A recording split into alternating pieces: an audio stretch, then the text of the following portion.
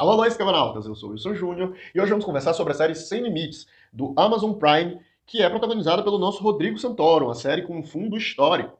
Mas antes do vídeo começar, eu queria deixar um recadinho para vocês. Eu tenho um Catarse, né? Nós temos um Catarse aqui no Escambau, que é o Escamba Clube. Se você gosta de ler, de escrever, tem vontade de participar de uma comunidade que tenha clube de leitura, de cinema, atividades para escritores, como concursos, desafios, uma série de atividades legais, a gente, né, mantém esse Escamba Clube justamente para isso. O Catarse, na verdade, ele serve para a gente financiar 4 revistas literárias, que são a Pupa, a Escama Náutica, a Noturna e a Potocando, que remuneram todos os artistas envolvidos no processo de publicação. É uma publicação independente, por isso a gente precisa do Catarse.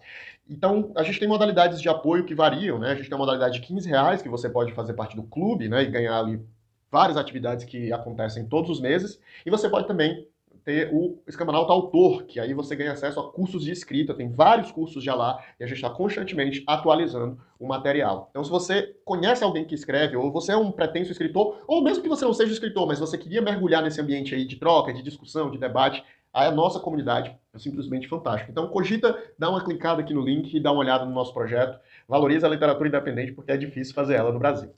Sériezinha, prato cheio pro historiador, né? Eu não vou fazer um historiador comenta. Talvez, se vocês deixam aqui nos comentários, que aí eu posso entrar na esmiuçar essa série e fazer um historiador reage dela. Vai ser uma crítica normal, porque eu não fui me aprofundar gigantemente na pesquisa para poder fazer aqui esse seriado. Mas basicamente, a série Sem Limites vai explorar a história de Fernão de Magalhães, ou Fernando Magalhães, que foi ali um dos exploradores portugueses que viajaram o mundo ali no período das navegações. Especificamente, né, a grande jornada dele é uma jornada que durou de 1519 a 1522. Início do período colonial nas Américas, bem início, na verdade, se você pensar, por exemplo, no Brasil, sequer haviam grandes postos, né, a Portugal ainda não estava olhando profundamente para o nosso país nesse momento, nem mesmo a Espanha estava olhando profundamente para suas colônias na América.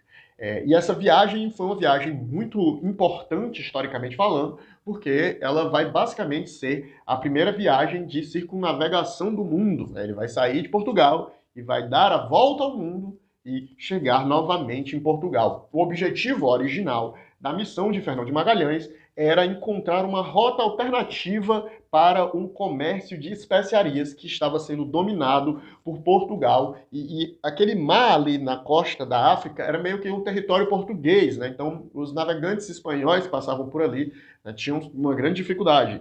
E vale destacar que o comércio de especiarias era basicamente a coluna vertebral da economia mercantil europeia ali no começo do século XVI. A gente tem lucros exorbitantes na casa dos 6.000%, né, na troca de especiarias. Então, compravam-se cravos, né, temperos. Basicamente, a galera ia comprar páprica, curry e cravo para temperar a comida deles. E, cara, isso modificou ali a estrutura do mundo, né, das forças políticas do mundo. Espanha e Portugal se tornam duas potências, porque foram pioneiros nessa coisa das navegações e com essas rotas de comércio que elas acabaram traçando, né, fazendo o transporte desses materiais muito buscados pelo mercado europeu, acabaram construindo vastas fortunas, fortunas essas que em alguns países não foram bem empregadas, né, no caso de Portugal, mas no fim das contas, né, fez que durante aquele intervalo de tempo, essa fossem as grandes potências do mundo.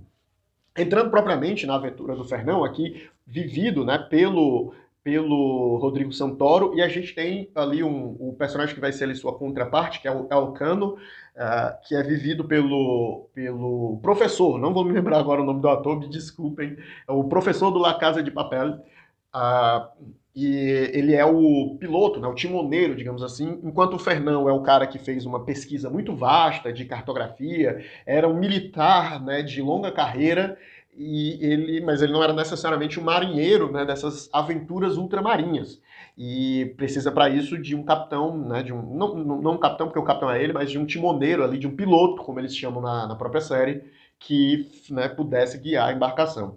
Vale destacar que essa história é uma história interessante porque o Fernão era português, porém essa viagem foi uma viagem feita pela coroa espanhola, porque o Fernão tinha problemas na corte portuguesa já de bastante tempo, e ele era um cara muito ressentido, muito falastrão, e ele brigou ali com o rei de Portugal, e não conseguiu financiamento. E vale destacar que essas aventuras eram aventuras financiadas, né? O Estado, né, os reis patrocinavam essas viagens e dividiam ali os lucros da viagem com os aventureiros. E quem participava dessas viagens, costumeiramente, eram pessoas assim, né, mais marginalizadas da sociedade, né? Obviamente, as figuras de posição dentro da embarcação costumavam ser nobres de baixo patente, digamos assim, especialmente no início das navegações. Depois que isso começa a ganhar uma notoriedade, as pessoas começam a perceber que aqueles que se aventuram nisso vão ganhando respaldo dentro das cortes europeias, isso aí começa a se tornar uma profissão que vai, digamos assim, dando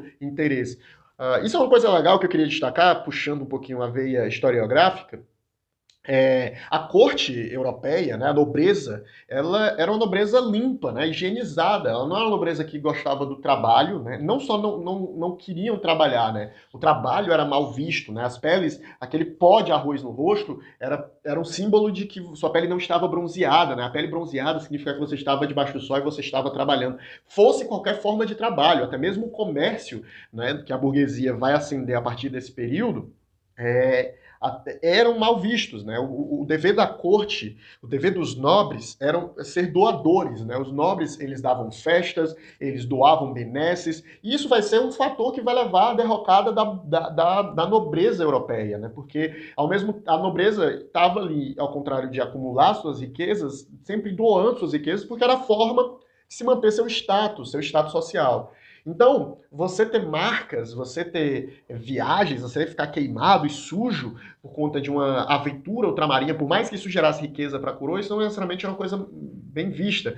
Porém, com o passar do tempo, o que vai acontecer é os nobres que se aventuravam, eles vão dizer, olha, havia aquelas cartas, né? Eles mandavam as cartas de pedido. Então, na carta ele dizia: perdi uma mão, né? Ganhei cicatrizes no meu corpo em nome da coroa portuguesa, e por isso eu peço tal terra em tal lugar. E ficava muito difícil para o rei, né, negar para um sujeito que estava ali lutando em nome da coroa dele uma posição, uma benesse que ele estivesse pedindo, né? Muitos dos territórios, por exemplo, no Brasil, vão ser reivindicados dessa forma, né?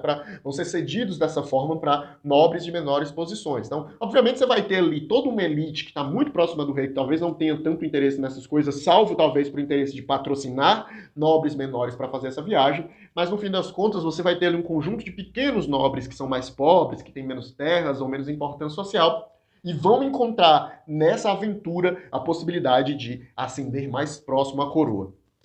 Fechando esse parênteses, não era um caso específico do Fernão.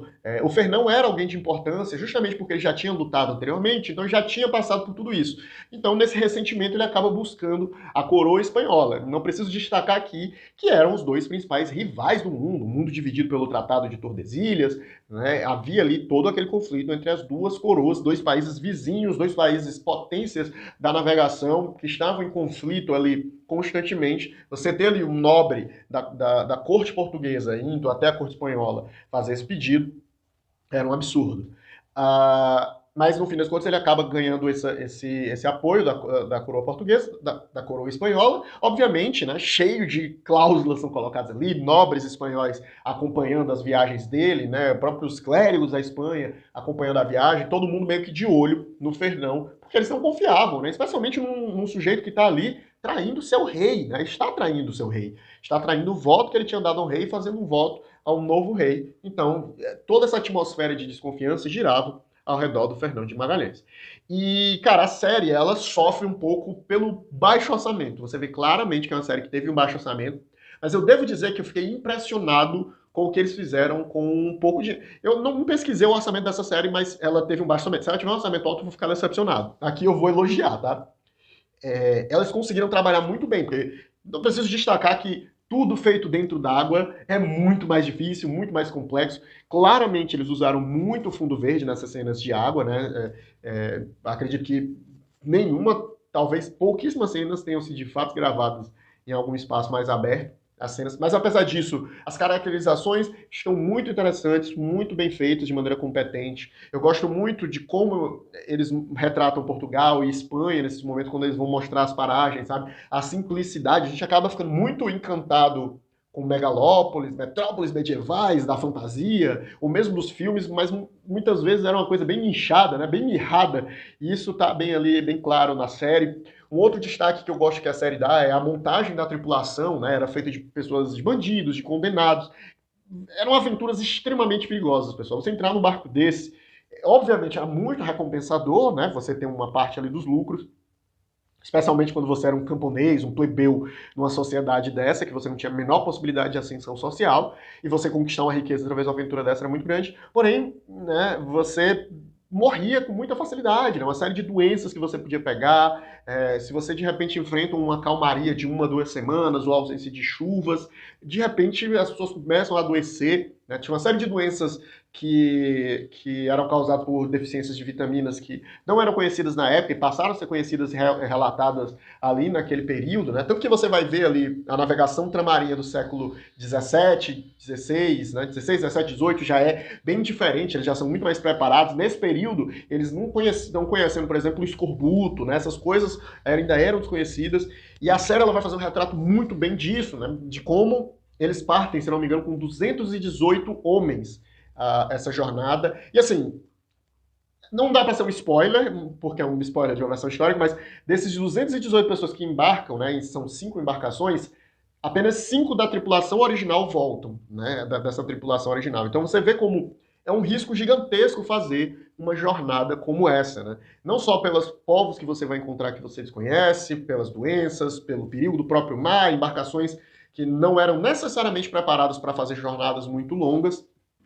E vale destacar, né? Essa é a maior viagem que já foi feita na história, né? A viagem que dura 3 anos, 1519 e 1522.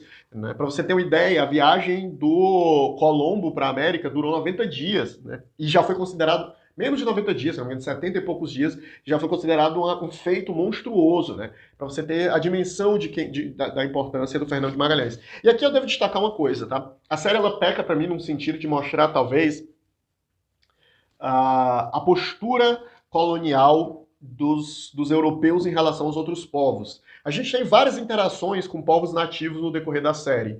E algumas são positivas, outras são negativas, mas uma coisa que eu destaco é que o feitio dessa negatividade ou dessa positividade normalmente parte dos povos nativos e não dos portugueses, ou dos espanhóis e dos colonizadores, tá?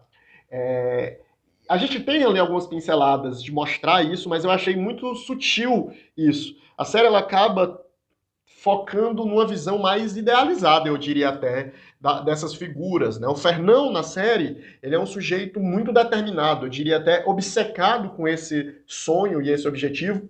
O Elcano já é um sujeito mais, talvez mais complexo, no sentido de que ele é um sobrevivente, né? Ele quer sobreviver, ele quer que seus homens sobrevivam. E a série, ela é muito rápida, tá? São 6 episódios. Os episódios têm 40 minutos, mas na verdade, se você tira a abertura e tira créditos, tem ali 35 minutos de episódio. Normalmente muito frenéticos, né? O diretor da série é o James West, um cara mais de ação, e a série tem esse ritmo muito frenético. E eu acho que talvez a coisa que sustente a coluna vertebral dessa narrativa é a relação da tripulação. Acho que é o grande feito, né? O conflito entre os marinheiros, né? O temor do motim, a flutuação dos humores, né? O momento que eles têm uma vitória, tá todo mundo comemorando, se abraçando, dali a cena faz um corte e dá um salto temporal e que esses caras já estão derrotados, já estão querendo se amotinar, já estão querendo se rebelar. Né? Então, essa oscilação do humor, né? da confiança dos sujeitos ali envolvidos, acho que é o coração dessa narrativa e é muito bem executado. E eu acho que é isso que, quando eu vou assistir ficções históricas, eu gosto de ver, sabe? Quando ela se apega a um aspecto do universo. Eu acho que o aspecto do universo que essa série acaba abraçando e executando de maneira muito bem é a vida dentro de uma embarcação dessa no século XVI. Né? Como era você ser um aventureiro, os riscos que estavam envolvidos numa viagem como essa. Né? E aí, assim, para além do historiador crítico, né, que tem esse pensamento, que está ali questionando essa questão colonial e etc., cara, era uma loucura você fazer isso, tá?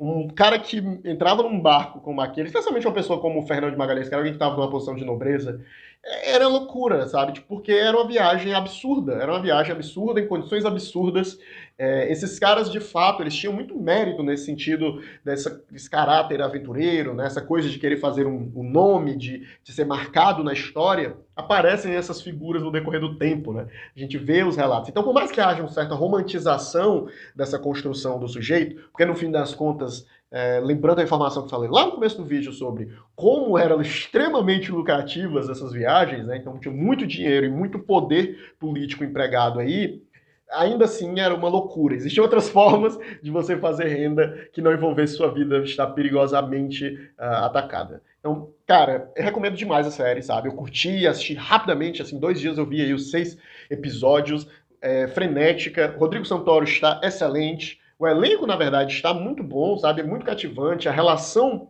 desses marinheiros, a dor, as amizades, como isso vai construindo uma irmandade, isso é fenomenal. Queria que fosse uma série que tivesse uma grana a mais para que a gente pudesse ver aí cenas marítimas um pouco mais elaboradas, como eu vi em séries como, por exemplo, Black Sails. É uma série one shot, tá? A história se resolve, ela acaba nessa uma temporada, então você vê a aventura completa.